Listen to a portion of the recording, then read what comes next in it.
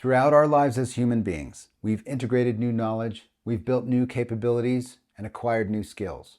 So we all recognize the value of repetition in these endeavors, right? But on a musical instrument, sometimes repetition is not enough, and you also need a method by which to insert context.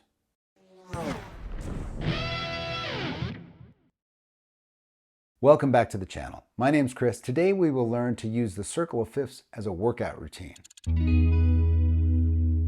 Now I'm using a fitness metaphor. Just bear with me for a moment. Let's say you're on a fitness kick. You want to get into better shape. You want to lose some weight. Maybe you want to build some muscle, build some endurance. You're going to target some sort of routine that gets you that result. Here's a good example. Let's say I want to last longer on a hike, right? I want to be able to hike farther. I want to be able to really get my endurance up. So I'm not necessarily going to go lift weights, right? I'm going to do something that's cardiovascular, that's going to get me that result, right? That's going to get my heart rate up for longer and build that new capability. The translation of this for a musical instrument study is some sort of method, right? Some sort of routine. We're going to use the circle of fifths to be that routine. Before we get started, I'd like to thank all my patrons on my Patreon page. It's through their support on that platform that allows me the opportunity to do this for a living. If you are enjoying this channel, you like the style with which I teach, you're finding some value in my information and my knowledge, I'd invite you to take a look at my Patreon page. Right now, there's a free trial for everything I offer there. So you can just sign up for free and see everything. Get access to all the exclusive videos, register for new courses, join me on live Q&A sessions. Give it a try, see what you think, and if you do decide to support the channel, thanks so much in advance. Okay, we're going to zoom in. I'm going to show you how to use the circle of fifths as a workout routine to really get those results, targeted results with context. Let's zoom in and I'll show you what I'm talking about. Okay, here's the circle of fifths.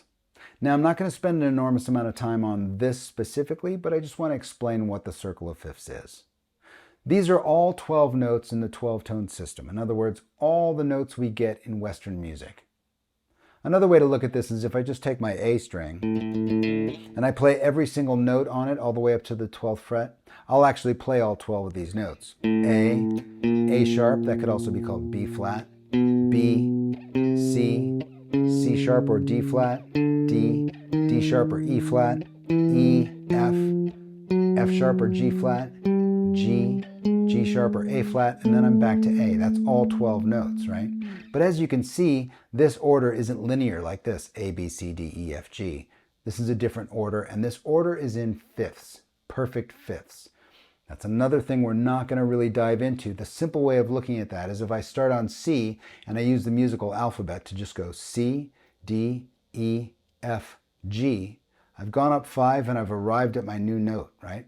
From G, G, A, B, C, D, I've gone up 5, I've arrived at that D. From D, D, E, F, G, A, and so on. So as you can see, we're moving along all 12 notes, but we're doing it in a unique way. We're sort of hopscotching in these fifths, right? And moving in these perfect fifths. So the way we're going to use this is simply as an order to push information or new things around the fretboard in. Let me give you a really good example. Here's a bar chord. Here's my A bar chord, right? Maybe you're really familiar with bar chords. You got them down. You're pretty good. You're feeling pretty good. If you pick up a piece of music and you see that F sharp and you have to play an F sharp chord, how fast can you get to that F sharp? E, F, F sharp, right? How fast can you put that down? This circle of fifths, drilling that bar chord through the circle of fifths, will make that speed increase, right? Will get you better capability. Let me show you how to do it. We start on this C way over here. Find a C on the E string. Here's my C. Next note is G. I got to find that G. After the G is D. That's way up here. After the D is A. After that A, I go to E. I'm just going to play it open because I can. After the E, I go to the B. After the B is the F sharp. After the F sharp is C sharp. After the F sharp is G sharp. Then D sharp. Then A sharp. Then F. Now, if I do that 2 or 3 times, my capability to see a new chord and put that bar chord down is going to skyrocket. You only have to do this maybe 2 or 3 times with something like a bar chord to get your speed up really, really quickly. Let me give you another example. I've got this new chord that I just learned. This is E minor 9. It's a brand new chord. I really don't have very much capability around here. In fact, it's a little hard to grab. I'm not quite used to it yet, right? Taking the circle of fifths and using this as a drilling methodology will get my fingering together. Because my brain will be very engaged in finding the next note, that next location on the A string. That's where my root is. This is my E, right? This is my E on the A string. My brain is going to be really busy making sure I can find that note on the A string, leaving my hands to solve this problem right here, right? That problem. I've got to solve that problem 12 times in a row. If I just pay attention to this hand, it'll actually go slower. But if I use the circle of fifths to move this around, my hands will solve this problem by themselves.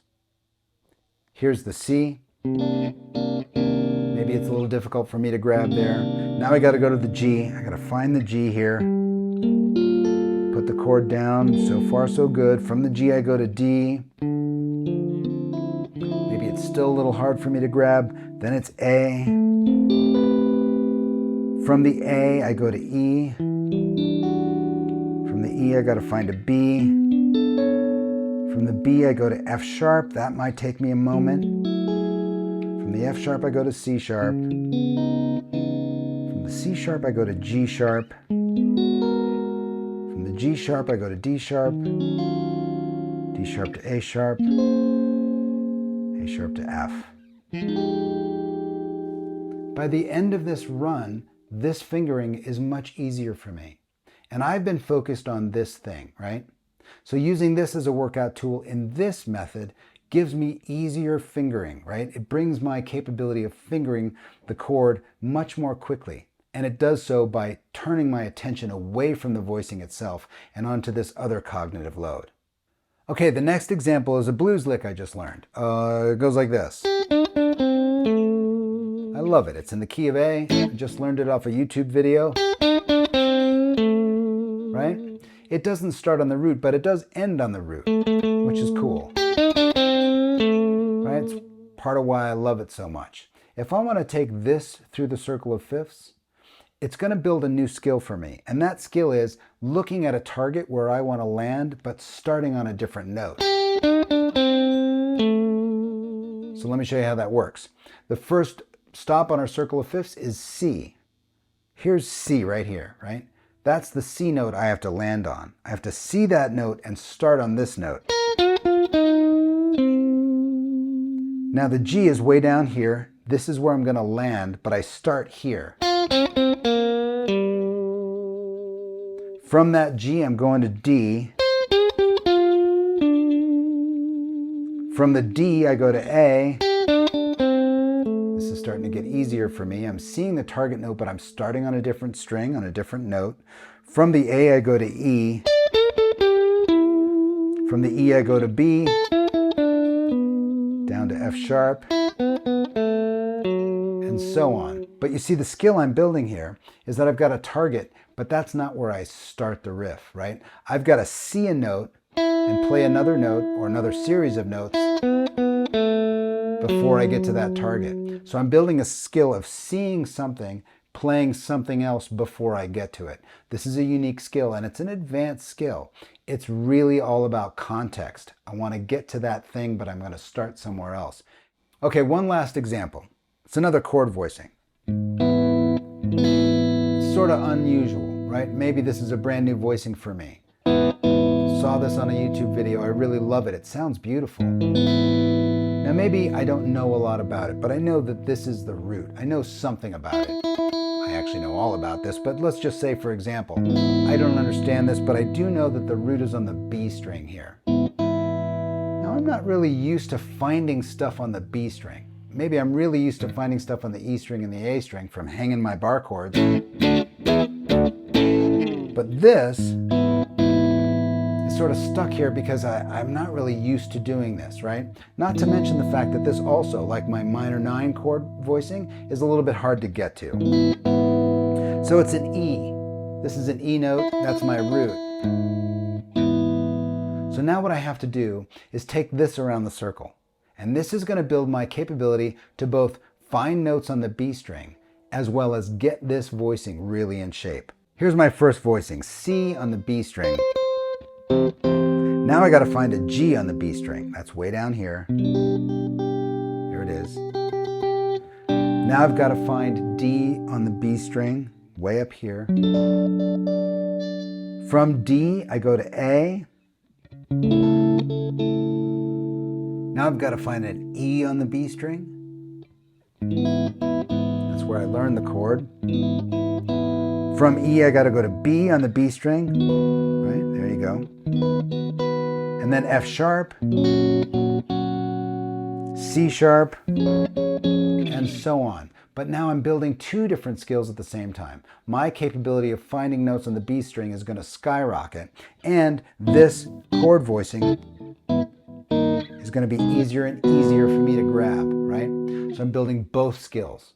This is just one of the many ways you can use this circle of fifths as a workout routine. Take any piece of new information or a new riff or a new chord or something like that through the circle of fifths, you automatically start building the new skill and capability more effectively, and you also retain new knowledge much more effectively.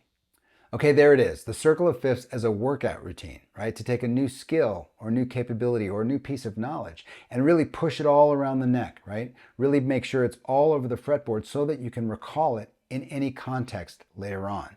I've tabbed this video out, just like all the other videos on this channel. Those tabs are on Patreon. That's always linked in the description below. Head on over there if you want to grab them. I hope you found this interesting. I hope you found this lesson helpful. Stay curious, and I'll see you next time.